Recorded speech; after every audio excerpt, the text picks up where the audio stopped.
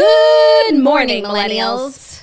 Welcome back to The Toast and happy Friday. I could sing, but I won't because I value my business. What do you mean? Our business is singing. It's Friday. Oh, you could sing a different song. I could, but there's really no other song worth singing on a day such as today. I feel like there are songs that would capture the moment beautifully. I'm feeling so conflicted about this. Celebrate good times, come on. Let's celebrate. Now, I'm feeling conflicted because obviously, like, you never want to be ungrateful for a Friday, right? But literally, I'm sleeping and I wake up and it's Saturday. Like, I spent the first 20 minutes of today thinking it was Saturday. And you were improperly oriented. And I actually could cry, like, how upset I am. Like, it's really crazy how it fucked me up. I'm really sorry to hear that. I've been there before. I actually think I was experiencing this last week where it was a Friday and I was like, I know I'm supposed to be grateful, but like, I was screaming at you to be grateful. I'm improperly oriented and like, that's not my fault. And it seems like we just need to have orientation, you know? Today's orientation, because it's Friday and I do feel like we're missing, you know, one day we're going to look back on this day and be like, we didn't even appreciate that it was Friday. I know, I guess because like next weekend is like the longest weekend ever with Thanksgiving and I'm so excited for it. So maybe it's like this little weekend today. Also it's like one day we'll look back on this Friday and wish we appreciated it. Technically that would be on Monday. That will feel that way. But like Monday of next week is a Thursday.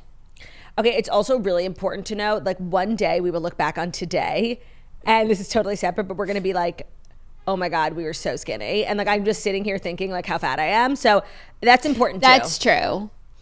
That's important too. Slender that's September. What we call here at The Toast perspective. That's so true. It's always good to remember that. Like you can be bigger and you probably will be bigger. No, not only that, but like your current body that you hate is also future you's goal body. It's you know? So true. It's so true. So like I was just looking at pictures from our Utah trip last year and that was like right after I got off of Ozempic and I went on like a little bit of like, not a bender, but I like treated myself for like a month and I didn't weigh myself.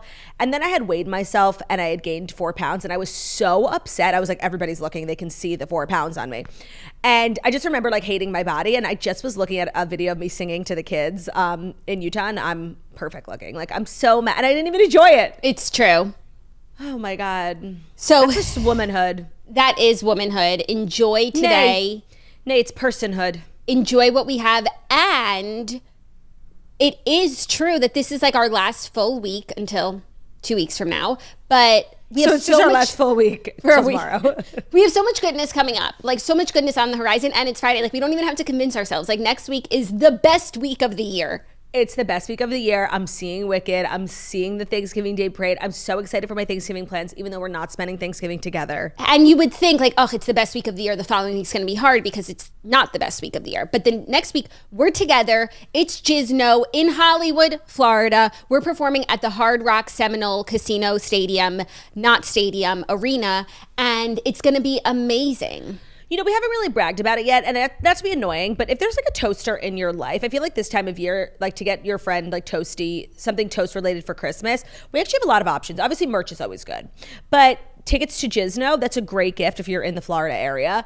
A Patreon gift card, you can buy someone a month of Patreon, an annual gift card of Patreon. You save 10% when you buy the annual one. Like, there's a lot of toast-related gifts out there, not to be like self-promo, but you know, this is a business, sorry. Also, if you don't live in the area, like, might we suggest a girly swirly weekend to come to Gizno because the hotel that we're performing at is so cool. And it's a guitar. It's shaped like a guitar. There is a casino, restaurants, like it's Florida in December, pargylicious weather. Like, come on down. I already came up with my Instagram caption for like the picture I take at Gizno. I heard.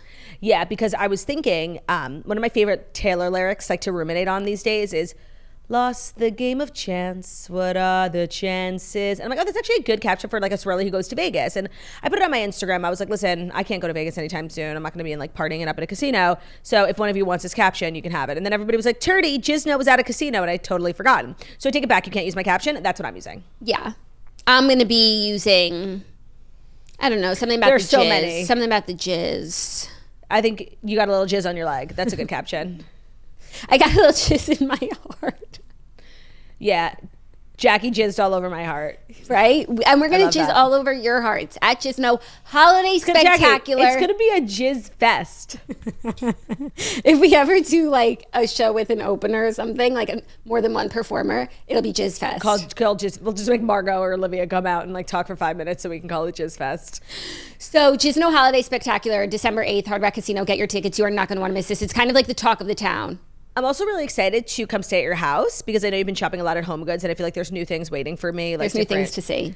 Different, just like activities. Like I'm just excited. And I know you got a cold plunge and Ben is so excited about it. That's the big major update is that I got a cold plunge because as I told you, I'm working on like my garden. I'm doing like a Zen garden and I've got a cold plunge from Sun Home Saunas and I'm so excited because our husbands and you, but I guess you'll be taking a break from plunging. But like, oh, can you not? I mean, you probably could, but like, no, I don't even like it when I'm not pregnant. Like, right. I don't, like, it's not for me. Ben is obsessed. Our husbands are obsessed. I actually like got it as a gift for my husband and for myself, but I could like pretend to be selfless. Sun Home Saunas like have the best cold plunges. They also have saunas. And so now I'm like, I would assume. Do I need a sauna?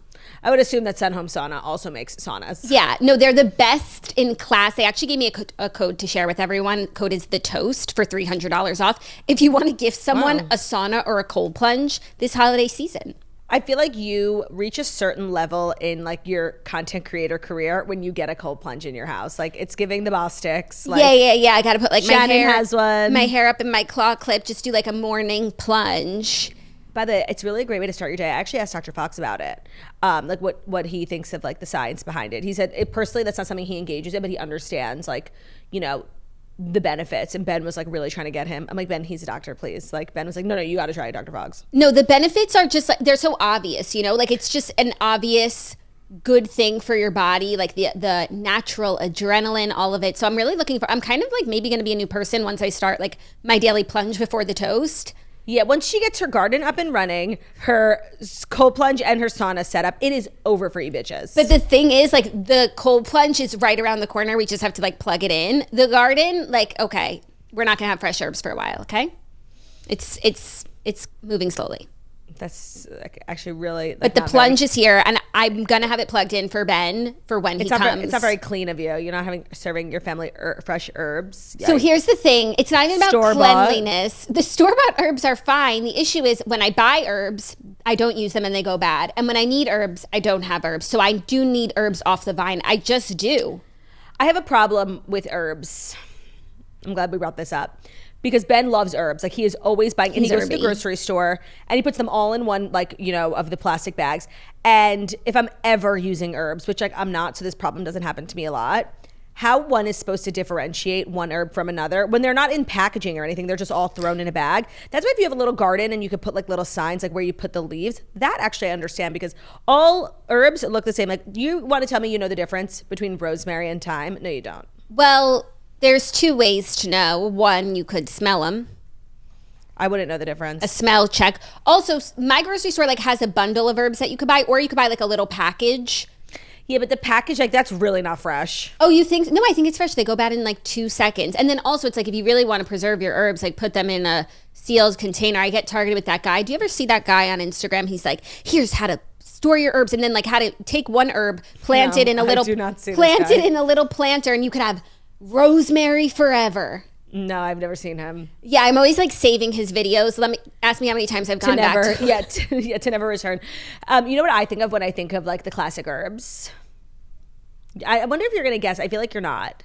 Like, something from our childhood. The classic herbs.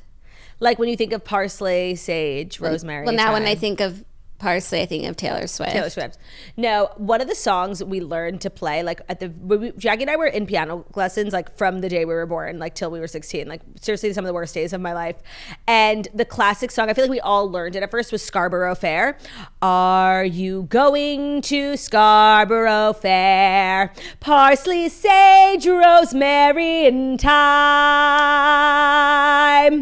She was a true love of mine. mind. Are you familiar with the Scarborough Fair? I'm familiar with the first lyric. The rest is like totally a you experience. That's not like, I'm not like, oh yeah, I remember. Let me see if I just made that up. No, you didn't make it up. But the reason why I think that resonates more with you is I think we learned that on the guitar, and you took more guitar lessons than I did. Because I remember our guitar teacher singing Scarborough Fair because our piano teacher wasn't singing.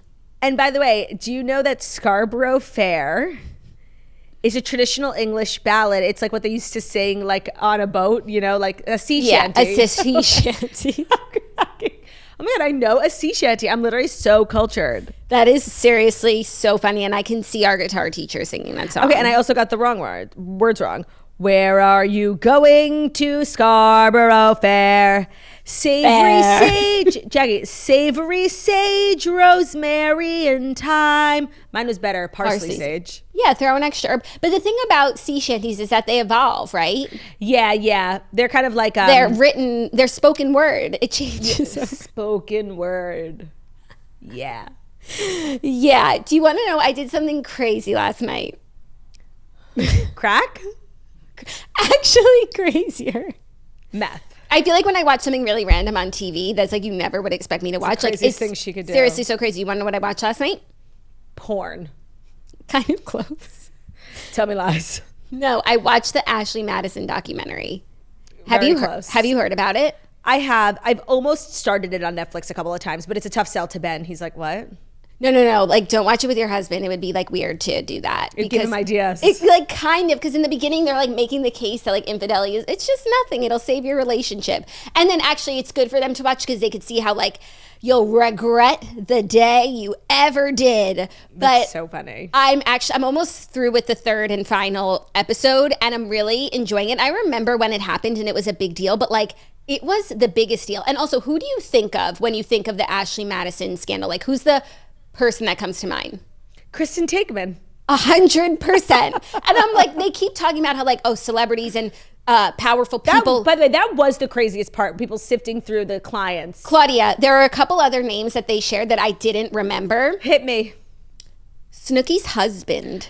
Okay, so I actually knew that, and I was not going to share it because I love Snooki, and like I think she has a good marriage, and whatever they do behind closed doors is none of my business. So I was going to say that, but I didn't want to. Like, and I also, love her. I ride for her. They're telling the perspective of like this Christian YouTuber who like his whole career was taken down because he was on Ashley Madison, and when he was first exposed, he told his wife like, "I signed up. I never met anyone. I never did anything. It was just like a curiosity, and that's like why my email is there." And like she forgave him really quickly, and then it turns out like that's not what happened. Family. I don't know. I haven't gotten to the part where they tell us like what he actually did, but I think it's like crazy. And so I think that actually might have been what happened with Snooki's husband, where like maybe like they were advertising everywhere, like curiosity. Right. And that like I could see that being a forgivable offense. Another Who name, else? Hunter Biden.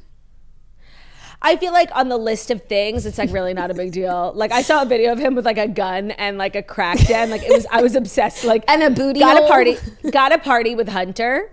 Like to me, that's honestly like one of the more normal things he's done. No, I know, but for me, like Josh Takeman will never disassociate from Ashley Madison, and like the fact that Hunter Biden sort of like eclipsed.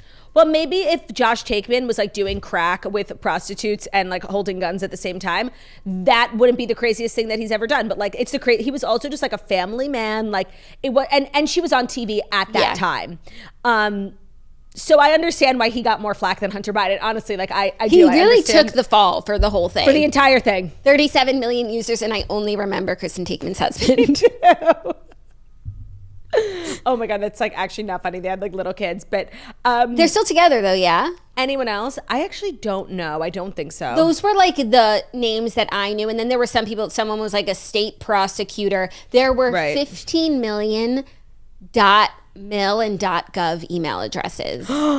Wait, what's .mil? Military like members, and then also government workers. What about .edu, like professors? Well, there's one professor whose like story they're telling, and before he even told his wife, he committed suicide. Oy. Yeah, I don't even know what he did on there. Oh, he was not only a professor, he was like a deacon. He was in like a ministry. They are still married, Josh and Kristen Takeman. He was very handsome. So also, I want to know, like, did they ever, maybe it's in the documentary, I haven't gotten there, did they ever find out who hacked it? Because the hackers, like, they hacked it, and then they told the company, like, they told the company privately, like, if you don't end this site, I will release all this data. They had 30 days to end the site, but the founder would not. He wanted to take the company public. He was like, right. They were very like mission oriented. And the mission of the website was for just consenting adults to begin affairs. Married. Oh, it was all married people, married men and married women. But it wasn't swingers. It was to have affairs. To have affairs, like really just like physical, sexual, like people who don't want to leave their wives. They just want like something on the side. Sex. Yeah. Yeah. It's not so bad. No, they make you feel that way when they're like life's short, have an affair. Right. But no, and I'm now coming to the crux of it. So I'm really curious if they ever found out who did it. I'll find out later tonight. That does sound good. If you didn't just spoil the whole thing for me, like actually I would watch it. Because I didn't know like the details and even the rollout. At first it was like the whole world was waiting to see if they would drop the database. They knew it was hacked. They knew they were threatening it. Oh my God. Those like couple of days where Josh Takeman was like waiting for his email to drop, like I'm sure were some of the darkest of his life. And so first they dropped like the email addresses. So like if you had an account, like you had to tell your partner, but you could say like that YouTuber did, like I just had an account, but I never did anything. Then they drop like photos and the founder's email. And then I think after that they drop like people's like messages. Connections. So just nightmare. Yikes. Oh my God. That sounds good. It was good. It was exactly like what I was just looking for something that like was like quick. Our version of like WikiLeaks, you know? Yeah. Like reality stars and their husbands on AshleyMadison.com. So crazy. What a crazy time. It was like kind of right before our time. Right before. I actually remember I was in high school when it happened because that was when Kristen Takeman was on. I don't think she was on the show. I don't think she. Really? I think it was 2015 or 2017. It was before or after her tenure? I think it was after. She never like addressed it on the show. Ashley Madison. I don't think so. Missed opportunity. 2015. So you were in college. I was in college. Yeah. Okay. Never mind. And was she on the show? I don't know. It's Friday. We also have Queenie and Weenie. Were you able to come up with Queenie and Weenie? Pretty easily. How about you? Me too. Me too. Like super easily. Obviously, Weenie came to me in my sleep. I had too. Overnight. Yeah. Oh, you did? Actually, my Weenie is like is multiple people, but like from the same organization. Oh, the CMAs. No, actually. Oh, really? They were like, they were contenders, but no. They're contenders for me. It'll be a last minute, winner by a hair. Yeah, situation in 30, 40 minutes. And maybe someone will come up today. Actually, Right. someone might come up today in our first story. Do we have a story about Mark Ruffalo? No.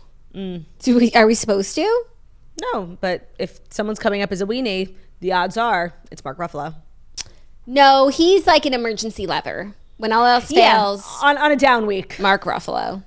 Yeah. Well, I'm ready to dive in if you are. As am I. Without further ado, here are the Fast 5 stories that you need to know. And the Fast 5 stories that you need to know are brought to you by a new sponsor, technically, but not a new brand in Jackie and I's Rolodex. Jackie, do you know who today's lead sponsor is? Color Wow. Like, seriously, Jackie and I have such a long history with Color Wow.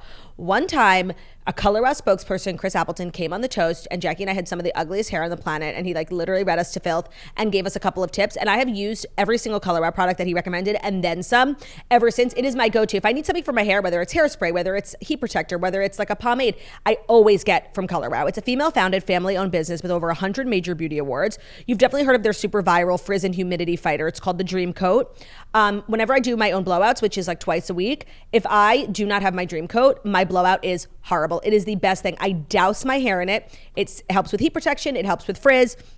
Chris Appleton, obviously celebrity hairstylist, former Toast guest, is their celebrity ambassador. And when you look at like his clients, you could see like his clients have better hair than everybody else, and it's seriously because of Dream Wow. Money Mist is also a Color Wow favorite. It's a light ultra luxe leave-in treatment for all hair types, especially for dry, damaged hair that strengthens, hydrates, and detangles. The Money Mist will give you expensive looking results. It has a heat protector built in. It has sold out 3 times since launching this year. I also use their blow dry spray, which I really like. It gives me like a nice shine after my blowout, and then I also use their hairspray. It's also Oprah Daly's Beauty Award winner for the best leave-in conditioner, that Money Mist, which is kind of big deal. Go to colorwowhair.com/toast and use our code TOAST for 20% off all products. For a beauty guru in your life, check it out. Today's episode is also brought to you by Quince. Here's something we're really looking forward to as the weather turns cooler. Obviously, football games, pumpkin spice lattes, long weekends, thanks to the Thanksgiving time. And we need to slip into our cozies. We need to be looking fashionable, but also warm and autumnal this holiday season. And that's where Quince comes in. They are known for their Mongolian cashmere sweaters, starting at $50. And it's not just that. All of Quince's items are priced 50 to 80% less than similar brands. And so that includes for the season, like great leather jackets, cotton cardigans, soft denim, those cashmere sweaters, and so much more. They're able to do that, price everything so well because they partner directly with top factories. They cut out the cost of the middleman and then they pass those savings on to the customer. So you're walking out with like a really high quality item that would cost you way more at like a designer store. But because it's from Quince, you're getting something really reasonably priced. And they only work with factories that use safe, ethical, and responsible manufacturing practices. And of course, premium fabrics and finishes, which is how they have that luxury feel in every piece. I have trousers, cashmere sweaters, cardigans from Quince. Everything I have is Pargy. I get so many compliments on it. It's so versatile too. I can wear it like twice a week and no one's going to notice because it's really like a good staple piece. Get cozy in Quince's high quality wardrobe essentials and go to quince.com/toast for free shipping on your order and 365-day returns. That's QUINCE.com/toast to get free shipping and 365-day returns. Quince.com/toast. Today's episode is also brought to you by Jenny Kane. So Jenny Kane is simplifying and elevating the holiday season. They're really making gift giving a breeze. If you aren't familiar with Jenny Kane and Jenny Kane Home, they are a brand that has sponsored the Toast for a while. We have so many of their home products, their apparel products. I absolutely love Jenny Kane. It's really like when I think of what my personal aesthetic is, which is like coastal grand, neutrals, very luxury. It's literally the Jenny Kane aesthetic. I have couches in my home from Jenny Kane that I'm like so proud of. I've always wanted a couch from Jenny Kane. I have great cardigans from Jenny Kane, great slippers from Jenny Kane. Everything that Jenny Kane makes is pure luxury, from their cashmere knits, their essential outerwear, to their homeware pieces like their candles that people are obsessed with. There's no better place to get into the seasonal spirit than at Jenny Kane. And for the rest of November, you can enjoy 25% off everything. That's home stuff included during Jenny Kane's biggest sale of the year. So this is the moment everyone's been waiting for. We can't wait to get all of our shopping done. Of course, you got a Christmas list, sure. But Jenny Kane is something I think you should really indulge in for yourself, especially now, like take advantage, 25% off. That's really significant through the end of November. For a limited time, go to jennykane.com and you'll get 25% off. So give yourself and your loved ones the best gift of all, Jenny Kane. From now through the end of November, our listeners are getting 25% off their first order when they go to jennykane.com. That's 25% off your first order at JENNIKAYNE.com. Let getting dressed be one less thing to worry about. Thanks to Jenny Kane, you're going to look pargy and luxurious. That's not their official slogan, although it should be. Thank you. You're welcome. Our first story, I know you're going to be excited to talk about this because the Wicked promo is continuing and Ari and Cynthia have hit a bit of a snag. Some people are calling out, actually one ex-user called this out. It's really taking the internet by storm because they sat down for an interview and people have been left baffled by a bizarrely emotional exchange between Cynthia Erivo and the reporter. So this is what was said. I'll do my best to make it make sense. No, you can't because it doesn't. So they were in an interview and the reporter says this to Cynthia about defying gravity. Hold on. She said, I've seen this week people are taking the lyrics of Defying Gravity and really holding space with that and feeling power in that. And then Cynthia said... And then there's like this chill in the room. And it's silent. And Cynthia literally, she actually clutches her pearls. She puts her hand to her chest and she said... And she is just seriously bereft. I don't even know what the word is. She can't even speak. Like, she actually has a tremor in her voice. And she's like... I didn't know that was happening. And she... what was happening? The interviewer goes, I've seen it, yeah. And Cynthia said, that's really powerful. That's what I wanted. So just to go back... Jackie, that's not what she said. She said this. That's really powerful. Is she British?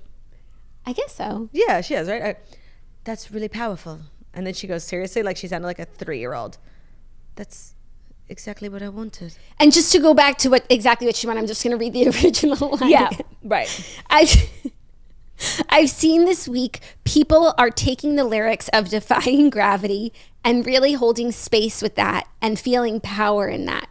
And so then a person on X clipped this and said, "I'm completely mesmerized by this clip.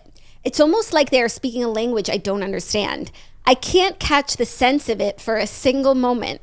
I'm not understanding the words or the feelings or the energy at all. It's amazing." Like, yes, what is what you wanted? No.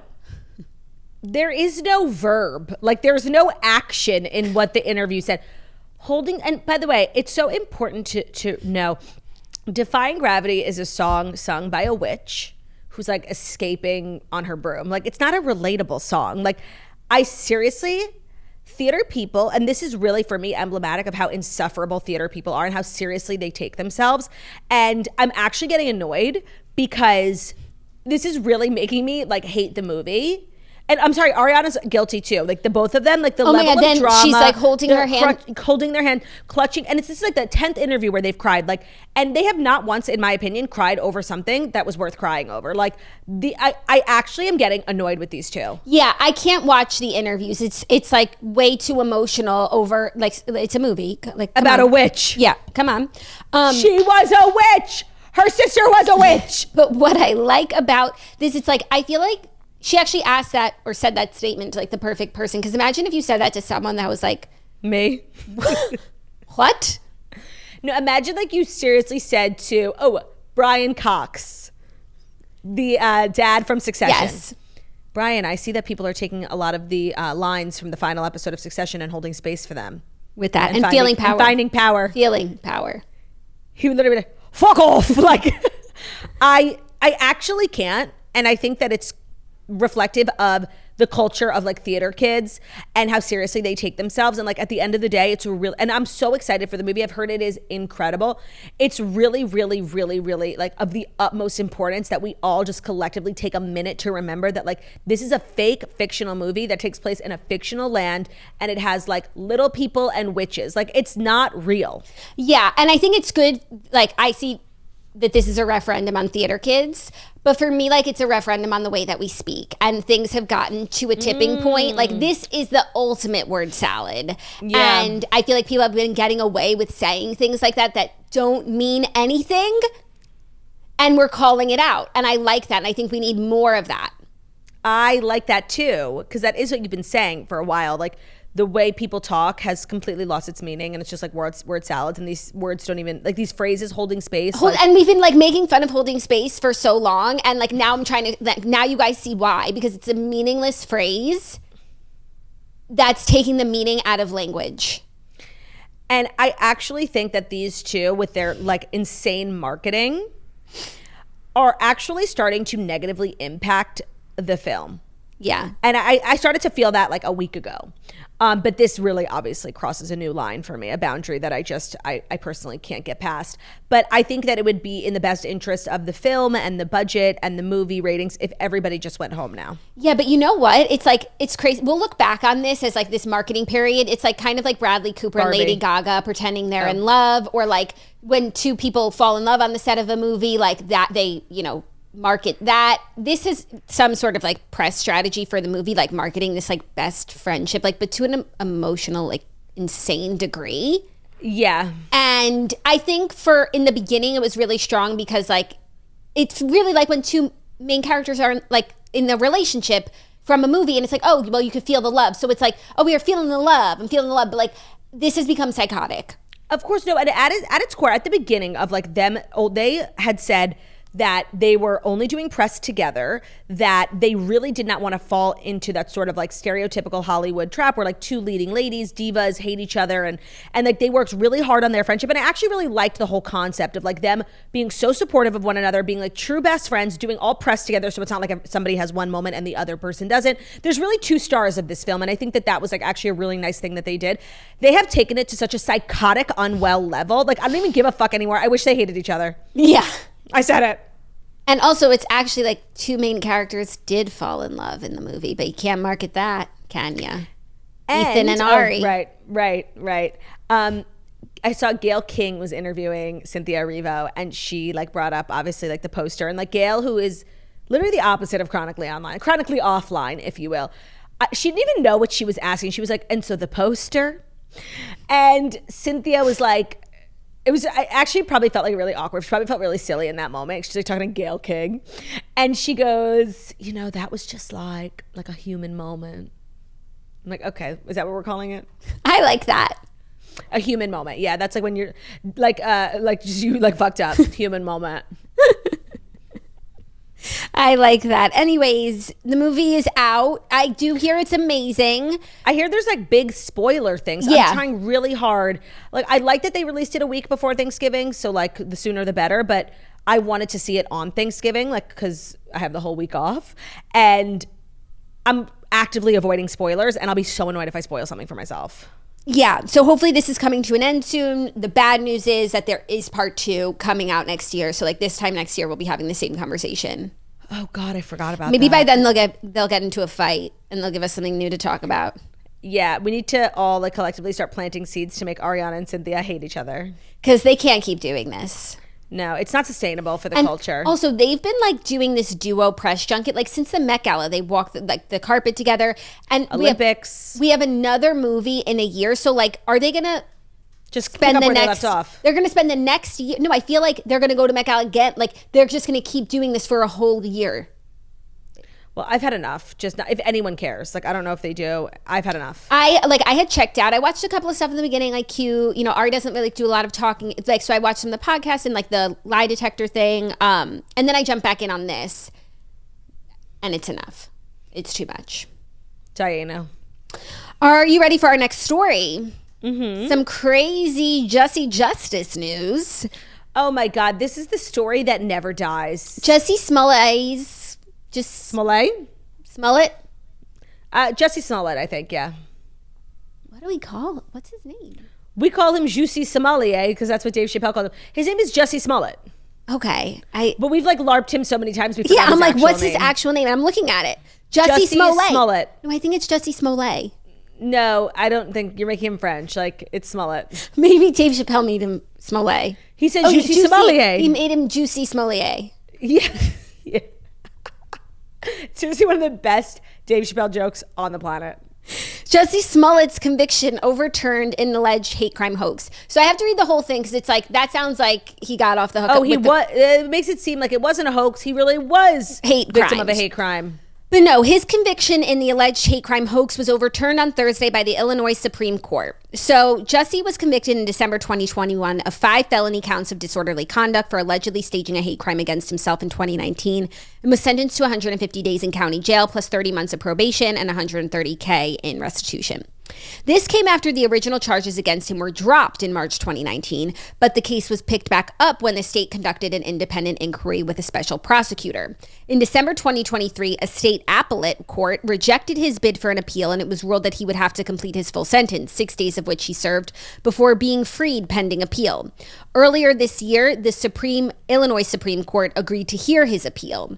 In an opinion by the Supreme Court released on Thursday, they found that the special prosecutor's decision to retry Jussie violated his rights. So that's what's been overturned. So it's not about whether or not he did it. Yeah, but the retrial. Because he did do it. Things he did, that.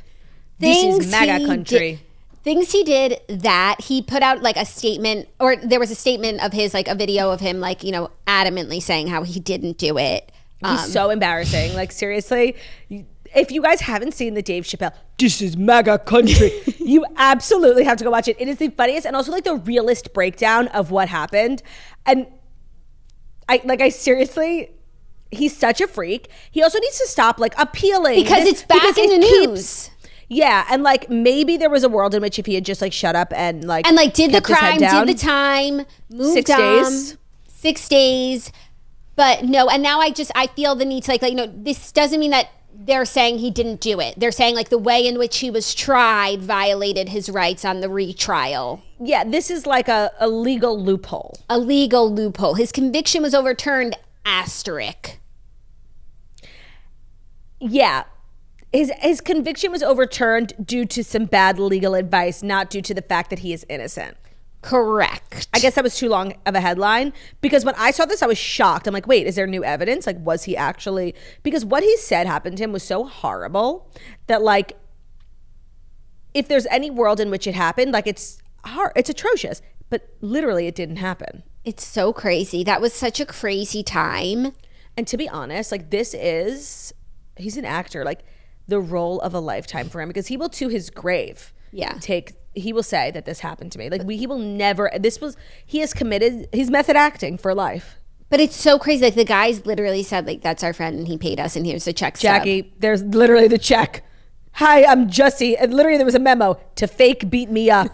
Signed, Jussie Smollett. Like literally the worst criminal ever. Like there was so much proof. The guys were like, yeah, we needed the money. Yeah, they turned on him so fast. So it was literally a week. That was one of the craziest weeks of my life. Like I forget who the first person to like question it was, because nobody wanted to. How could you question that? What he said happened to him was so abhorrent. Like no one was gonna be like, are you sure?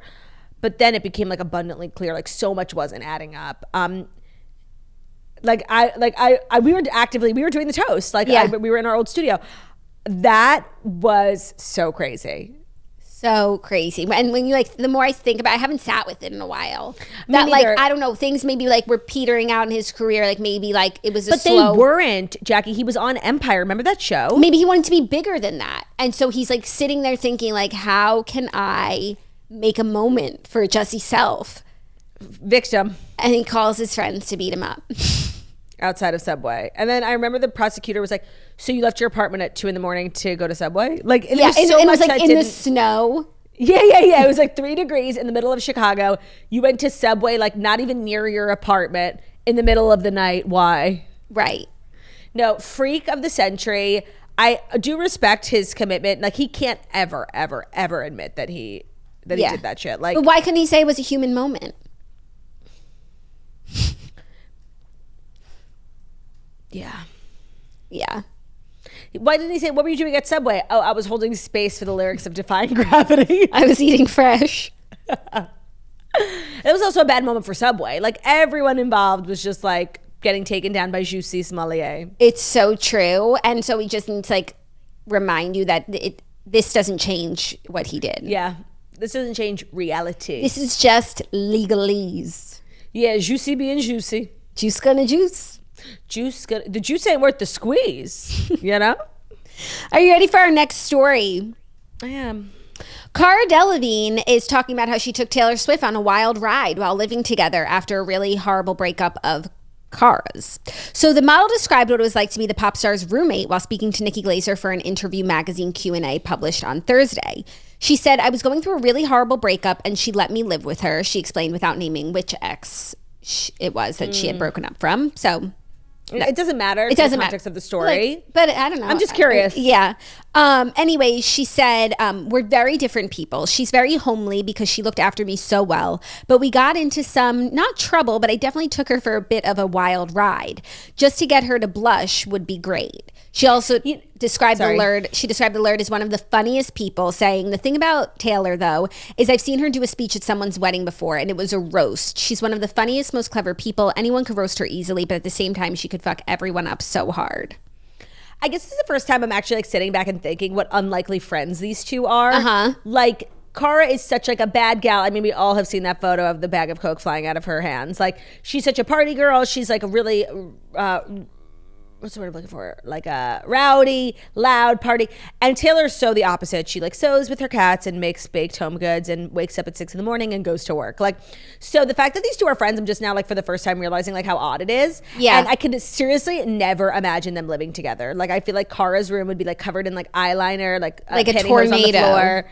Yeah. And Taylor is like in the kitchen cleaning up from baking fresh cookies. Yeah, with, eye patches under her eyes. Yeah, and like music in the background, classical music. Yeah, it's like a sitcom, honestly. But it is true. So they met at the 2013 Victoria's Secret fashion show. And it's crazy. Like, Taylor's had a lot of friends in and out the door since that time that they've remained. Especially like model friends, like Martha Hunt. Carly Claus. Lily Aldridge. Although I do think she's still like friendly with those two swirlies, but not enough that she would like open her doors to them. Carly Claus. Curly Claus. Curly Claus. Curly. So the fact that they've remained friends like is actually so crazy. And when they're also such an unlikely duo. Makes actually no sense to me. I know. And also this thing where like Taylor houses her single friends is like the funniest thing.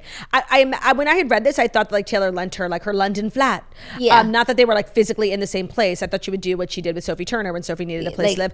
Oh, stay at my Tribeca loft with the girls. Like, and she gave her a place. But this, no, she really was like, slumber party. Slumber party. I want to know more details. When, for how long? Which apartment? Yeah. I would assume New York. And also, like, what was Taylor doing at that time? Like, was that during Quiet before Reputation era? Was it with Travis? Like, oh my God, no way. Was it like 1989? Like, what do you think is Cara Delevingne's like hardest breakup? Like, what was her most long-term relationship? Was it Ashley Benson or Michelle Rodriguez? Oh yeah, and Saint Vincent was another one. Was a while ago.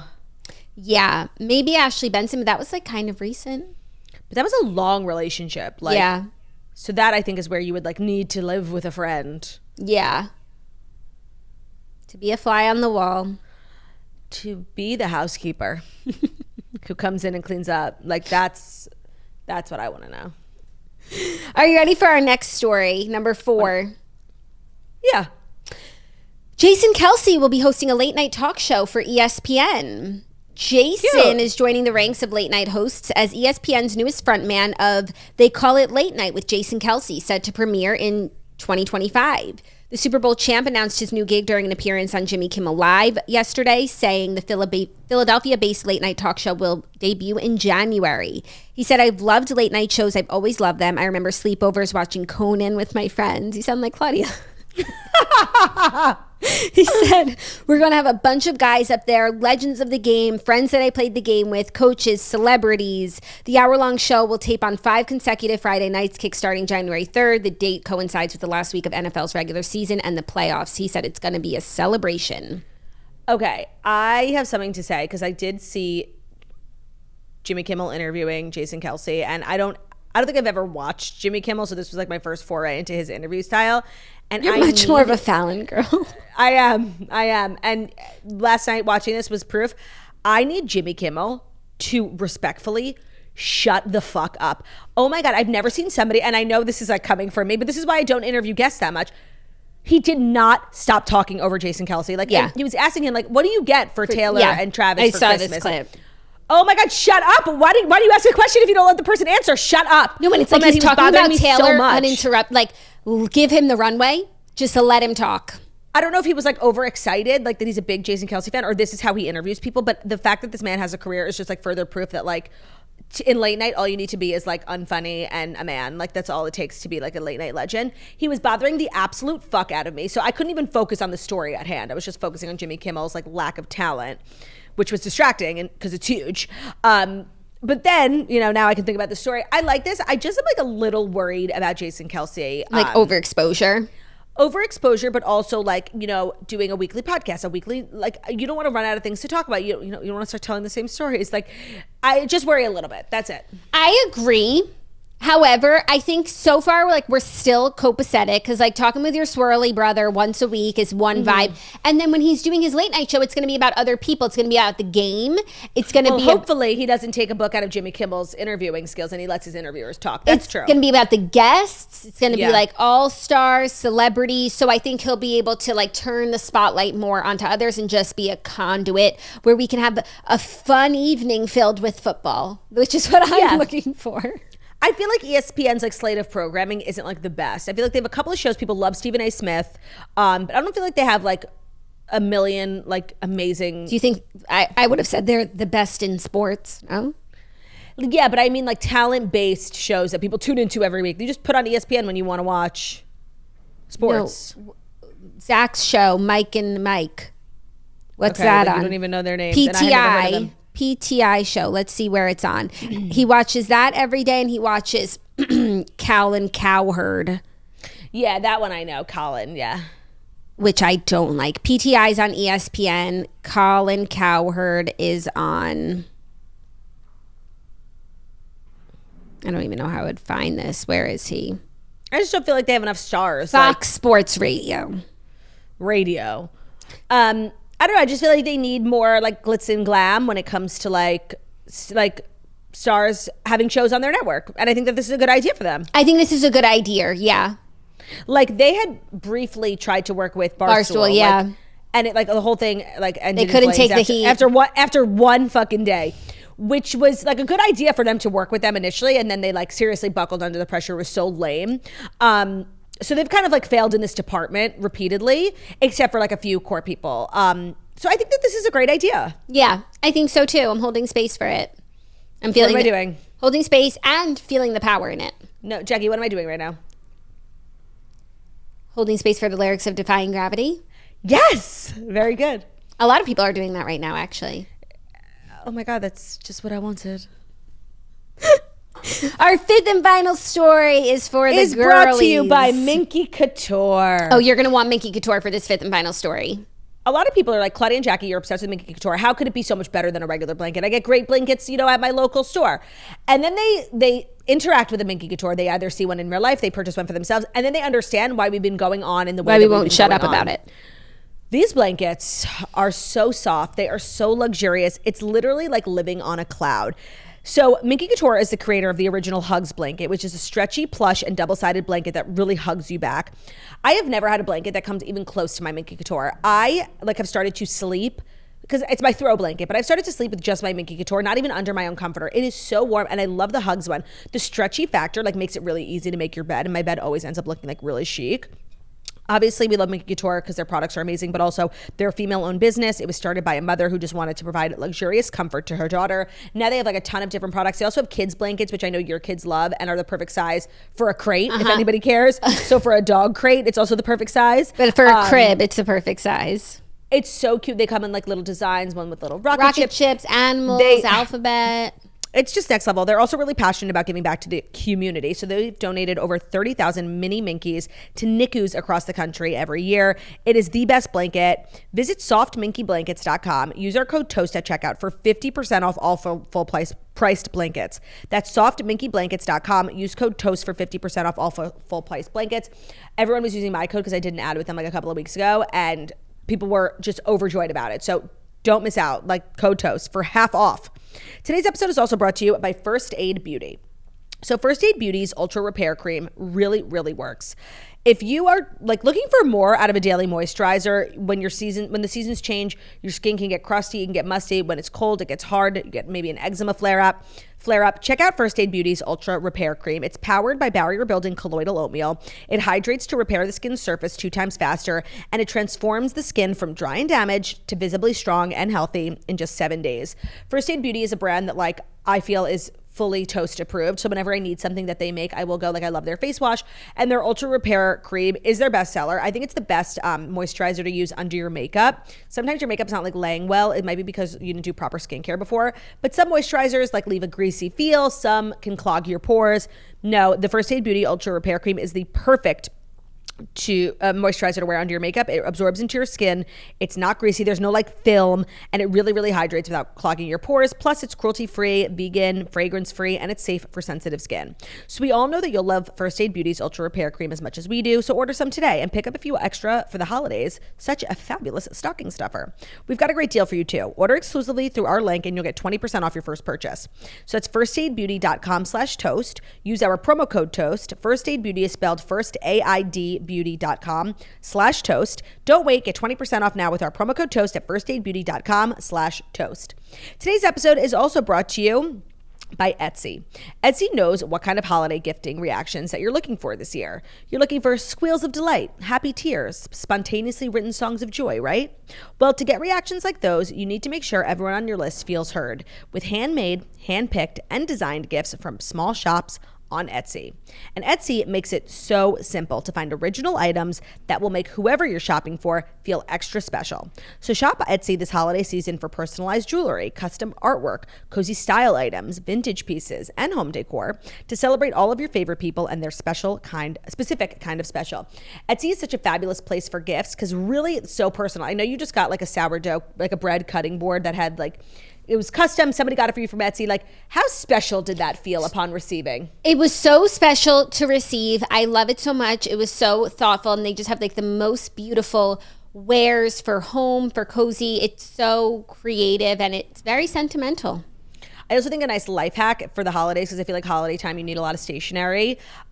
Getting custom stationery on Etsy is really cute, like from the desk of Turdy Lou. They have such great sellers and little shops on Etsy. You'll find what you're looking for. So for original gifts that say, I get you, Etsy has it. And check it out. Thank you, Turtsy. You're welcome. Our fifth and final story is for the girls. You got the boys. This one's for the girls who love without holding back, who dream with everything they have. That's such a good song. It is. Is that Martina? Martini. So you're beautiful the way you are.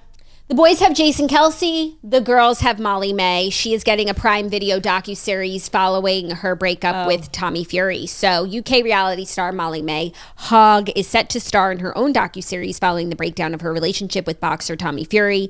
The 6-part series, which is headed for Prime Video in January, promises to take viewers behind the headlines to uncover the real Molly-Mae. Cameras will follow her as she parents Bambi, her 18-month-old daughter, with Fury, and launches a new business venture. So that would be maybe.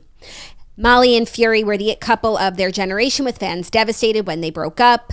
The description said, "This is Molly-Mae, and we've never seen her before. Raw, real, and redefining what it means to thrive under intense public scrutiny." The first 3 episodes will launch on Prime Video on January 17th, and the second 3 will be scheduled for the spring. So that's really smart, like of whoever's idea this was, because there's so much interest.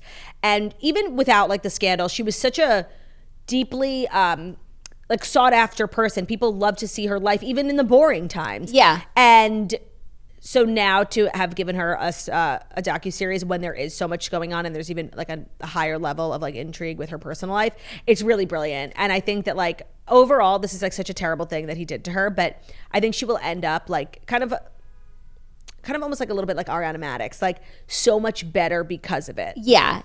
Career-wise. Yeah. I mean, people like love her vlogs, and she's just like, sitting in her car going to Home Goods UK version. And so to have like something so highly produced, like interviews, third part, like I'm really excited to see her in her element and like get her back on my TV screen, even though I do watch her vlogs on my TV. Like to have, it's different when you're filming yourself versus someone else filming you. Yeah, and like people are obsessed with like her nursery, like just literally seeing what the inside of her life looks like is so interesting. Yeah. Because she's just like a very stylish, like really someone with such immaculate taste that even like the little things in her home, people are obsessed with. That's why her YouTube is so successful. Yeah, but then also like when you do know her, maybe like she's such a regular like she's so regular. And I think that's why people love her so much, because it's like on the outside she seems this way, and you'd think someone like that would just be like so snobbish, but she is the most regular, down to earth, like normal person. It's really crazy. She's literally one of the, or if not like the most popular reality star, maybe after like Kim the Kardashians, but like no one has parlayed like one season of a reality show into the fame that she has. No, it's really crazy. Like even before I only really knew who she was specifically when you watched her season, but I had heard her name before, because I remember when she became like the creative director of Pretty Little Lies, Pretty Little Thing. Everyone in the UK was freaking out. So I had heard of her quite frequently, actually. I just wasn't familiar with like her origin story. Yeah, and it's been a great ride for her. So I'm sat for that. That's what I'll be watching in January. And I do think that is a great segue into Queenie and Weenie, because actually that story just booted who my Weenie was and gave me a new Weenie. So without further ado, let's dive into Queenie and Weenie of the week, which is our wait, I have to. Oh, you know what? Actually, I'm changing my Queenie. Okay, Queenie and Weenie is our final segment for the week, where we award the Queenie and the Weenie of the week who behaved in a queenish way, who was a wiener. It's a 7-day title, not a big deal. Like, don't get your bragas in a twist. We'll start with Queenie, because we always start with the positive. We always start with Weenie, because it's like a segue from the last story. Because before this morning, I didn't know we were going to talk about Cynthia and Ariana, and so I wanted to talk about it. So I was going to make them my Weenies of the week. Like seriously, specific, like Cynthia more, but them collectively, like they're out of control. But they've been booted. By the way, that's what I was saying when I said a fifth might come up in the stories. I figured that would be Cynthia and Ari being your wieners. They were my original wieners, but I have decided to give it to Katie Robertson, and I'm sure you guys don't know who that is, but it is the girl who went viral this week for basically admitting on a podcast that she's the reason why Tommy Fury and Molly-Mae broke up, because because she had sex with Tommy Fury that night in Dubai, and she was really proud of the fact that not only did she have sex with them, and she's the reason that that the family broke up, but also she was the fourth girl he had sex with that evening. So she is a freak. She had this absolute mug on her face, like wanted to punch so bad. Yeah, like 3 other girls in Dubai. It was me. But also, I don't want to burst her bubble, but she's not the reason why they broke up. Like, there were literally probably 50 other reasons, and it's like, you're not actually that special. And I know that some people actually don't even know the video I'm talking about, so I found it. I just want to play it for you guys. Please like, do. Please do. The tape, and I said, can I post it? It was like, if me and So Tommy Fury was only this May, just gone. Wait, so how did you have sex with Tommy Fury? So I was in Dubai, and we was at a club called Drift nightclub, and he'd like 3 girls at the time, bearing in mind before. Wait, was he with it? Yeah, wait, hold on. I need a time frame. Molly-Mae wasn't there. Was he with Molly-Mae? There was a thing back in May this year, but Tommy was in Dubai for work. So he was still dating with Chris Brown. Yeah, still dating, and he'd 3 birds plus me. He fucked 3 birds except me. Plus me. Molly-Mae with you. Ugh, I hate this bitch like more than anything, and she's my weenie of the week, Katie Robertson. Remember the name. I of course co-sign that. My weenie is a little more innocuous, just someone who like had a weenie moment, a human moment, and just had a bad idea, and that's John Stamos. Oh yeah. I thought you were going to say John Mayer for going to the Sabrina Carpenter concert, because that was also weenie behavior. Yeah, there were a lot of weenies in our midst. John Stamos wearing a ball cap in solidarity. Jackie. When it rains, it pours. Yeah. But like, you know, it's not that serious. Like, yeah. And I know other people, like, and I've seen like people weighing in, they're like, as a cancer survivor, like, this is not offensive to me. Like, it's not a big deal. It was just like not his best and brightest idea. We've all been there, by the way. And that's why it's so important to remember Weenie being a 7-day title. Right. Although I do think for Katie Robertson, it will be an eternal title. A lifetime. Yeah. A lifetime achievement, Weenie. Now, Queenie of the week. Do you want to go first or second? I'll go first because, of course, my Queenie is Turdy. Of course, I had to do it. That's so sweet. It was Turdy's big week, kind of the star of the week, the big celeb news of the week, Turdy announcing her amazing news. Now, you've been my Queenie for as many weeks as I've known the joyous news, but in culmination of all of that, you know, your determination and your showing up even in the throes of not feeling well, it's very much Queenie behavior. That is so sweet. I did make my Queenie up until 2 seconds ago till I remembered something else I wanted to make my Queenie. I did make my Queenie initially, like everybody who's been so nice and so happy for me, making me so excited. Like I was already excited, but now it's like even more exciting. Like, so everybody being like so nice to me this week, you guys know, like I live for the attention, especially when it's positive. So that really meant a lot to me. So thank you. But you are not my Weenie, because I got an email yesterday that actually became my Queenie this week. What? Are you going to share it? Of course. Because we got another email yesterday that I know what you think it's about. Chairs. I know what you think it's about. That's on it. I didn't think it was going to be it. So, you know, we get, I don't want to say like a lot, but we get like a decent amount of fan mail, and they're always really sweet. But this one like actually shook me to my core. Maybe it's the fact that I'm pregnant or the fact that we don't have a father. Like it really got to me, okay? Yes. And I won't share his name, but I love this man, okay? He said, "Hello, Claudia and Jackie." Sorry, not me making everything about myself. He wrote Claudia and Jackie. "I am a Gen X dad with a 29-year-old millennial daughter. She lives in a different state, but I try to share experiences with her to stay connected. Our dog texts her, with my help, of course, throughout the day, asks her how she's doing, shares daytime drama and photos. Since we share a Spotify account, I notice that she listens to the Toast, so of course I do as well. My personal favorite is that we text each other our Queenie and Weenie of the week. Your podcast is more than the Fast 5 stories that everyone needs to know. It's also something a dad and a daughter share together. Thank you for your podcast." Quote, "Love ya." Like I'm gonna cry. Like it was so sweet.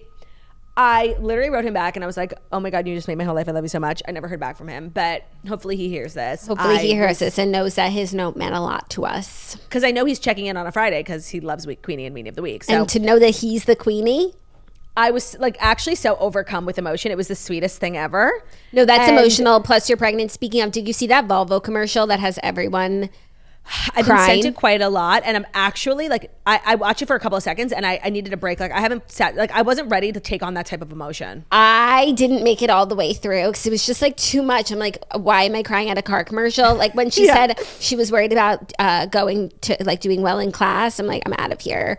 I actually didn't even get there. I don't know what you're talking about. So just like, I just saw the pregnancy test and I turned it off. Like, yeah, no, like just the pregnancy. Yeah, that's when it starts. Just like the emotion. So yeah, I think it makes like everyone cry. Yeah. And I guess I have to get a Volvo. It's the safest car in the market, Jax. It really is for kids. I know, but I'm like so Tesla loyal. Like they'll have to pry the Teslers.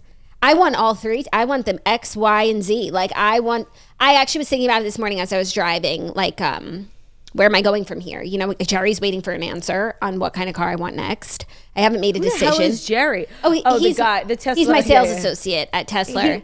And it's he's literally like, not even a person, right? He's an automated machine. I think so. Even though he gets a little emotional, I think it's a person. I want a Y and a Cybertruck. I need both.